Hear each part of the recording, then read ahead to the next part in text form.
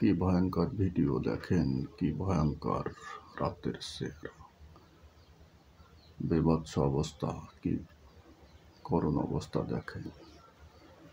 যদি রাত্রে আপনার সামনে কখনো এই ভূত পড়ে, আপনি তখন কি বলে থেকে চলে আসবেন?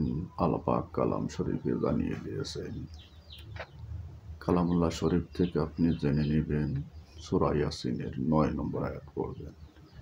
ইনশাআল্লাহ সাথে সাথে আপনার সামনের থেকে ফিনিশ হয়ে যাবে এবং ও আপনাকে আর দেখতে পাবেন।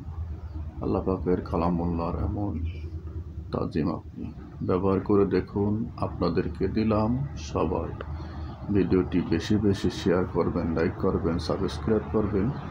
সবাইকে অশেষ ধন্যবাদ। আমা আলাইনা ইল্লাল বালাগ। আসসালামু আলাইকুম ওয়া রাহমাতুল্লাহি ওয়া বারাকাতুহু।